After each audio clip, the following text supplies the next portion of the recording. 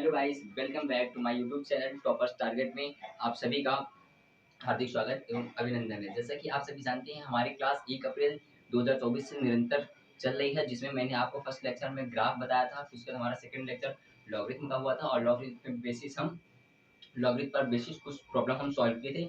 और आज का जो हमारा न्यू टॉपिक होने वाला है वो है मैट्रिक्स। मैट्रिक्स के बारे में आपको बताऊं तो जैसा कि आप सभी जानते होंगे, जो हमारे 11th क्लास से लड़के पास होकर के आए हैं उन लोगों ने बुक भी परचेज कर ली होगी। उसमें एक चैप्टर होता है मैट्रिक्स एंड डिटरमिनेंट्स। मैट्रिक्स और डिटरमिनेंट्स का वेटेज जो इंटर क्लास में होता है बहुत ही ज़्यादा होता है। इसमें से डायरेक्टली आपका मैट्रिक्स और डिटरमिनेंट्स मिला करके 15 नंबर के डायरेक्ट क्वेश्चन आपसे पूछ लिए जाते हैं। और जैसा कि मैं आपको बताऊं, जैसा भी हमारे छोटे बड़े भाई बहन हैं जो इंटर क्लास पास होने के बाद कभी भी कॉम्पिटिशन लेवल की तैयारी करेंगे, तो उनको इस चैप्टर से ज़रूर प्रॉब्लम ये न्यूमेरिकल सॉल्व करने को मिलेंगे। ठीक है, ये जो हमारी मैट्रिक्स की क्लास है, अभी लगभग ये थोड़ा बड़ा चैप्टर होता है, तो आपको हो सकता है इसमें 7 से 8 क्लास मैं प्रोवाइड कराऊंगा और आपको सारी एनसीईआरटी बालाजी मैं इसी यूट्यूब चैनल पर आपको सॉल्व कराऊंगा। ठीक है, तो मैं आपको ये भी बता दूं, जिसमें कंपटीशन लेवल में जिस क्वेश्चन आते हैं उनमें नंबर ऑफ क्वेश्चन जो होता है आपका मैट्रिक्स में, नंबर ऑफ क्वेश्चन जो होते हैं आपके, आप मान के चलो, जो अगर आप एनडीए ग्रेजुएशन कर रहे हो तो एनडीए में इसका डायरेक्टली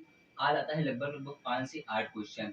मैट्रिक्स और डिटरमिनेंट्स मिला के देखा जाए तो इसमें आपके 5 से 8 क्वेश्चन डायरेक्टली पूछ जाते हैं। ठीक है, तो ये सब आपको नॉलेज वाली बात है जो मैं आपको बता चुका हूँ। अब हम आगे बात करेंगे मैट्रिक्स की, कि मैट्रिक्स क्या होता है, मैट्रिक्स का निर्माण कैसे होता है, फिर उसको हम कैसे निर्माण करते हैं, कैसे कैसे उसका आगे आगे प्रोसेस क्या होता है, उस प्रोसेस के बारे में बात करूंगा। सबसे पहले ये हमारा फ्लो डायग्राम होगा। फ्लो डायग्राम में आपको मैं बताऊंगा और इसका आप स्क्रीनशॉट लेना चाहते हो स्क्रीनशॉट लेना, या तो अपने आप शेयर कॉपी में लिख लेना। सबसे पहले हम बात करेंगे कि मैट्रिक्स होती क्या है। ठीक है, सबसे पहले हम बात करने वाले हैं कि मैट्रिक्स होती क्या है। मैट्रिक्स के बारे में बात करने के बाद मैं आपको बताऊंगा रिप्रेजेंटेशन ऑफ अ मैट्रिक्स।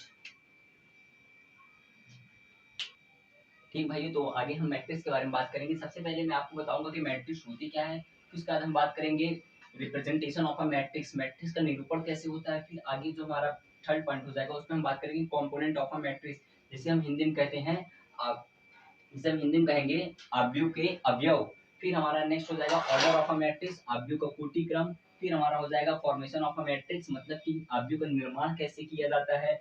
फिर हम आपको बताएंगे operation of a matrix. Operation of a matrix में हम 3 चीज की बात करेंगे, जोड़ घटाना एवं गुणा, जिसे कहते हैं एडिशन, सब्स्टिट्यूशन एंड मल्टीप्लिकेशन। जो मल्टीप्लिकेशन होता है वो आपको पूरी मैट्रिक्स पर बेस्ड है, जो अगर आपको मल्टीप्लिकेशन नहीं आएगा तो आप आगे मैट्रिक्स नहीं सीख सकते हो। ठीक है भाइयों, फिर आगे आता है types of matrix. Types of matrix में मैं आपको मतलब कि 10 से 12 टाइप्स की होती है, बट मैं आपको आगे एडवांस लेवल का भी मैट्रिक्स पढ़ाऊंगा। फिर हम बात करेंगे ट्रांसपोज क्या होता है, अवयव का परिवर्त। फिर सबसे मोस्ट इंपॉर्टेंट आपका आता है को फैक्टर एंड माइनर। जो अगर आपको को फैक्टर और माइनर नहीं आएगा तो आप नीचे जाके एलिमेंट्री ऑपरेशन और सॉल्यूशन लीनियर इक्वेशन नहीं कर पाओगे। ठीक है, और आपको ये भी नहीं आएगा इनवर्स ऑफ मैट्रिक्स। जैसे ही आप सीख जाओगे को फैक्टर एंड माइनर, उसका हम बात करेंगे एडजॉइंट की। एडजॉइंट के लिए हम आपको एक शॉर्ट वीडियो बनाएंगे जो लगभग 5 से 7 सेकंड में आप इसका आंसर डायरेक्टली निकाल सकते हो। ठीक है, फिर आपको बात करेंगे यूनिवर्स ऑफ मैट्रिक्स, फिर solution linear equation with matrix method और मार्किंग लॉ।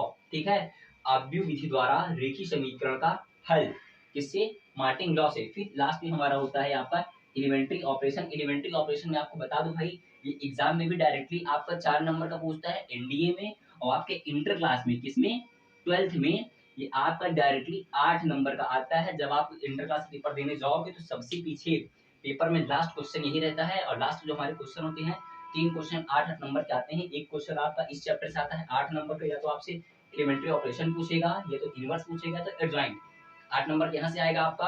फिर उसके बाद जब मैं आपको इंटीग्रेशन पढ़ाऊंगा, इंटीग्रेशन में मैं आपको मोस्ट इंपोर्टेंट क्वेश्चन कराऊंगा जो एग्जाम ओरिएंटेड होंगे। ठीक है, तो इतने की हम बात करेंगे। मैं आशा करता हूँ कि जो हमारे छोटे बड़े भाई बहन होंगे इसको अपने कॉपी पर नोट कर लिए होंगे, आप स्क्रीनशॉट इसका ले सकते हैं। अब हम आगे आपको बात करते हैं कि मैट्रिक्स होती क्या है। ठीक है भाइयों, मैट्रिक्स के बारे में बात करेंगे, फिर उसके बाद रिप्रेजेंटेशन ऑफ अ मैट्रिक्स, फिर हम बात करेंगे कंपोनेंट ऑफ अ मैट्रिक्स। भाई आप अच्छे से एकदम मन लगा करके पढ़ो, बहुत मजा आने वाला है। ठीक है, आप जब मैट्रिक्स पढ़ोगे कहोगे वाह सर, क्लास करके तो आज हमें बहुत ही मजा आ गया। मैट्रिक्स बहुत ही अच्छा हमारा चैप्टर होता है। ठीक है, हम बात करेंगे मैट्रिक्स अवयव होती क्या है। मैं आपको एक बार इसके बारे में ओरल बता करके जवाब भी दूंगा, ठीक है। देखिए हम बात करते हैं मैट्रिक्स की, जिसको हम हिंदी में कहते हैं आव्यूह। तो मैं इसके बारे में आपको बताता हूँ। 19वीं शताब्दी में, कब? 19वीं शताब्दी में फ्रांसीसी गणितज्ञ जे सिल्वेस्टर ने आव्यूह का अध्ययन किया। कब? 19वीं शताब्दी में जे सिल्वेस्टर ने आव्यूह का अध्ययन किया, परंतु 1858 ईस्वी में, कब? 1858 ईस्वी में, 1858 ईस्वी में ऑर्थर कैली नामक वैज्ञानिक थे। किसने? 1858 ईस्वी में, 1858 ईस्वी में, यहाँ पे देखिएगा 1858 ईस्वी में ऑर्थर कैली नामक गणितज्ञ ने, किसने? कैले ऑर्थर कैले ऑर्थर कैले नामक वैज्ञानिक ने, देखिए सबसे पहले 19वीं शताब्दी में फ्रांस के जो गणितज्ञ थे जे सिल्वेस्टर ने तो आव्यूह का क्या अध्ययन किया, परंतु 1858 ईस्वी में आर्थर कैले ने आव्यूह का संपूर्ण अध्ययन करके बताया कि आव्यूह एक आयतीय व्यवस्था है। क्या है? आव्यूह एक आयतीय व्यवस्था है जो पंक्तियों तथा स्तंभों द्वारा प्राप्त की जा सकती है।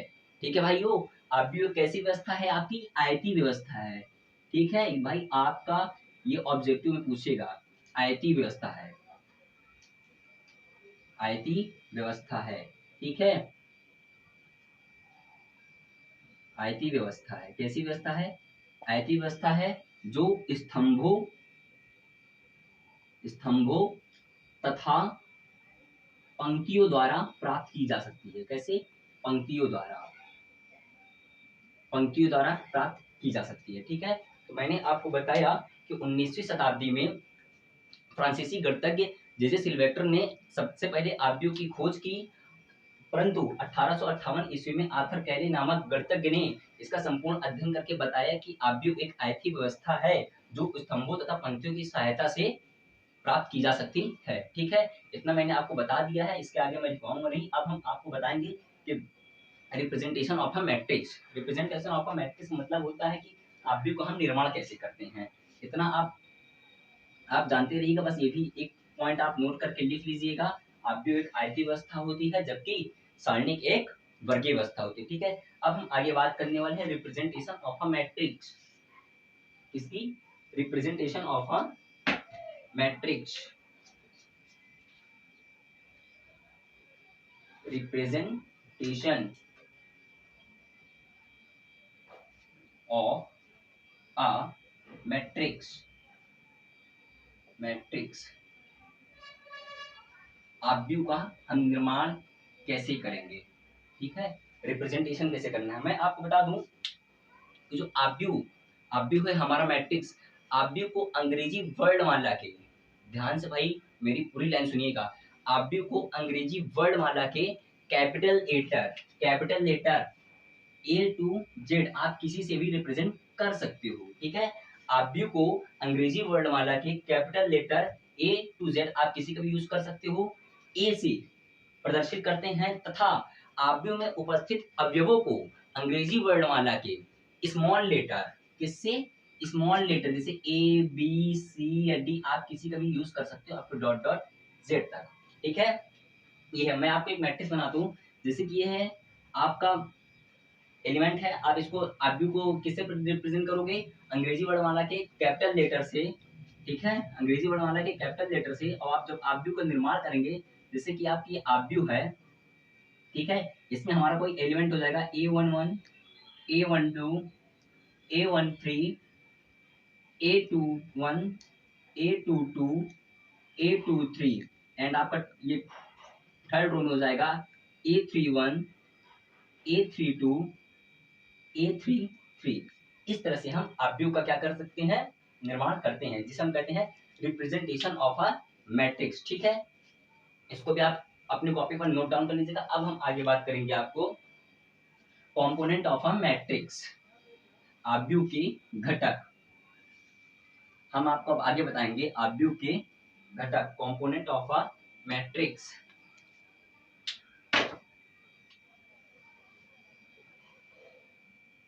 Component of a matrix. भाई जिसको भी इंग्लिश में प्रॉब्लम हो रही हो हमारे यूपी बोर्ड वाले भाइयों को, उसके लिए मैं हिंदी बोल दे रहा हूँ, आप उसे अपने कॉपी पर नोट कर लीजिएगा। कंपोनेंट ऑफ अ मैट्रिक्स का मतलब होता है आव्यूह के घटक। मैं आपको बता दूं आव्यूह में मुख्यतः दो घटक होते हैं।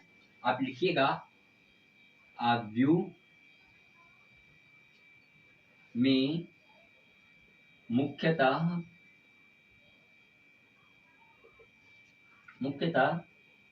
दो घटक होते हैं। दो घटक होते हैं।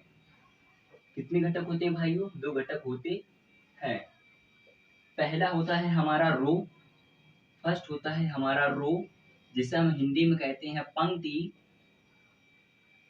तथा दूसरा जो हमारा घटक होता है कॉलम, जिसे हम कहते हैं स्तंभ। क्या कहते हैं भाइयों? स्तंभ। ठीक है।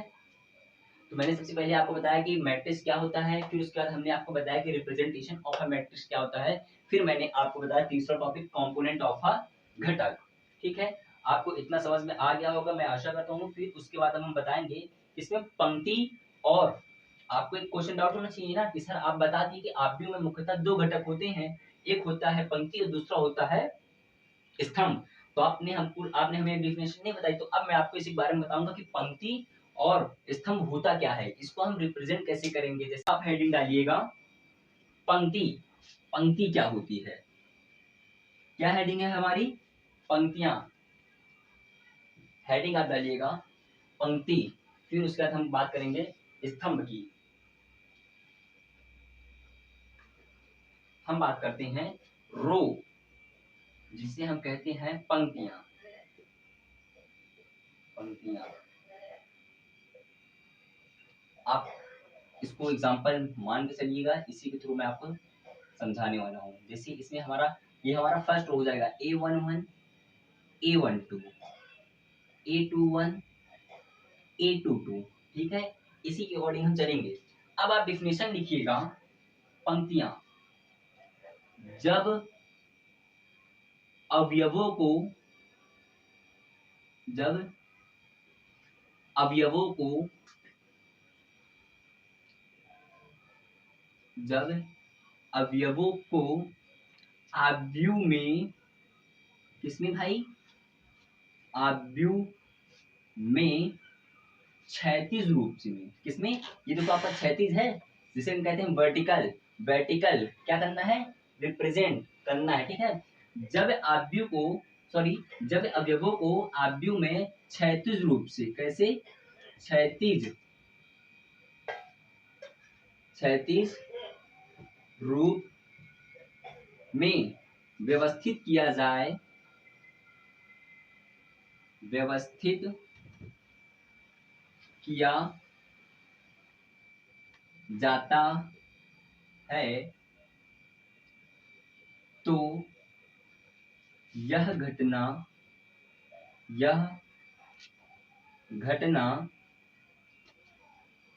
पंक्ति कहलाती है। पंक्ति कहलाती है। ठीक है भाइयों, कहलाती है। तो पंक्ति की डिफिनेशन या रो की डिफिनेशन क्या होती है? जब अवयवों को आव्यूह में क्षैतिज रूप में, किसमें भाई? क्षैतिज रूप में। देखो ये है अवयव, देखिए हम इसको किसके में रिप्रेजेंट कर रहे हैं? क्षैतिज रूप में कर रहे हैं, तो हमारी पहली रो हो जाएगी, ये हमारी दूसरी रो हो जाएगी। ठीक है, तो कह रहा है जब अवयवों को आव्यूह में क्षैतिज रूप में व्यवस्थित किया जाता है, तो यह घटना पंक्ति कहलाती है। ठीक है, अब आप हेडिंग बनाइएगा कॉलम।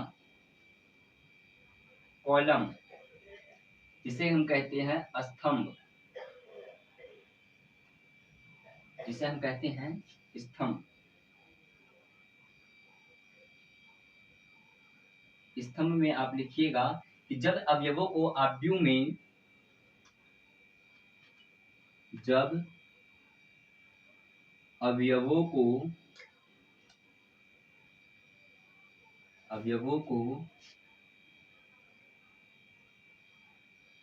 आव्यूह में, जब अवयवों को आव्यूह में ऊर्ध्वाधर रूप में, कैसे?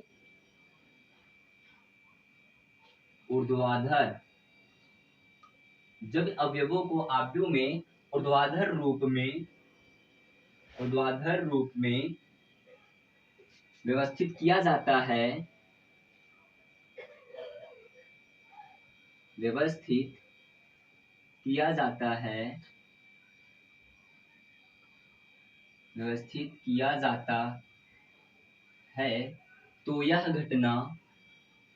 तो